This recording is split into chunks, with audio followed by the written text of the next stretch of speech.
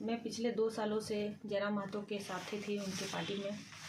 और विगत अपने गांव में आउटसोर्सिंग कंपनी जो यहाँ चल रही थी, डेको कंपनी लोयाबाद बांसजोड़ा में, उसमें लगातार प्रयासरत थी कि यहाँ के लोगों को रोज़गार मिले।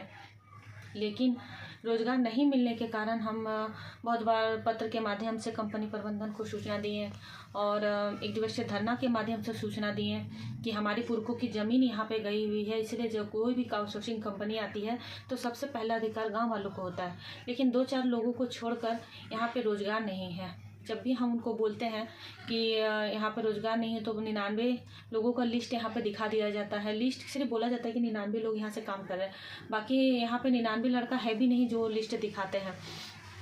इस सब से क्षुब्ध होकर हम 16/1/2025 को भूख हड़ताल यहाँ पे रखे थे, बिल्कुल डेको कंपनी गेट के सामने में ही। जिस दिन फर्स्ट दिन था, सब जगह लेटर देने के बाद, हर जगह परमिशन लेने के बाद, जयराम से परमिशन लेने के बाद हम यहाँ पर JLCAM लोकतांत्रिक क्रांतिकारी मोर्चा जो भी है, हाँ, बैनर तले हम यहाँ पे भूख हड़ताल किए थे। तो 16 तारीख को शाम को एक लेटर जारी होता है जो जिलाध्यक्ष हमारे उसके द्वारा आता है फ़ोन पे कि आपका जो ये धरना भूख हड़ताल है वो कहीं से उचित नहीं है, इसमें आपराधिक तत्व शामिल है, इस वजह से हम इसको स्थगित करते हैं। और वो डिजिटल प्रिंट में था, उसमें केंद्रीय महासचिव फरजान खान जो है उनका सिग्नेचर भी नहीं था, तो इस वजह से हम उसको मान्यता नहीं दिए और हड़ताल को जारी रखें। फिर रात को मेरा फरजान से बात हुआ, बहुत बहसा बहसी हुई। हम बोले कि आप हमसे पूछे भी नहीं और इसको आप लेटर जारी कर दिए कि स्थगित कर रहे हैं, क्या कारण है? नहीं कारण, आप बिना जांच किए हुए क्यों लेटर जारी किए? तो बोले नहीं, मेरा ऊपर से आदेश था। हम लोग कौन दिया था आदेश? तो बोलता है ऊपर से आदेश था। हम लोग ठीक है, इसको आप वापस लीजिए। तो बोला ठीक है, हम वापस लेते हैं, आप जिसको जारी रखें।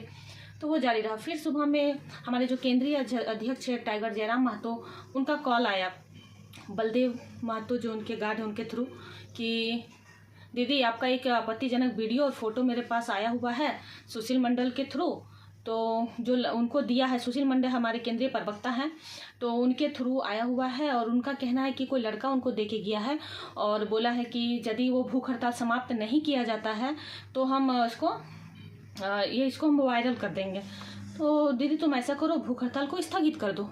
तो हमने भूख हड़ताल को स्थगित कर दिया। भूख हड़ताल स्थगित करने के बाद सीधा हम तुपचाची पहुँचे फरजान खान के घर। वहाँ जाने के बाद हम वहाँ खोजे उनको, तो वो नहीं थे।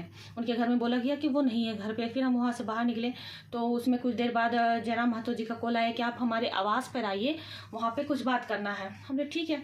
तो वेट करते करते लगभग वो 10:30 के लमसम रात में वो आए तो हम गए, उनसे बातचीत किए। तो उन्होंने कहा कि दीदी सो आपका इज्जत का सवाल था, इसीलिए हम आपको स्थगित करने। बोले ठीक है, उतना दूर तक तो ठीक है, आपने मुझे कहा कि उसको वापस करना है तो मेरा भी अधिकार है वो वीडियो और फोटो देखने का, मुझे दिखाइए।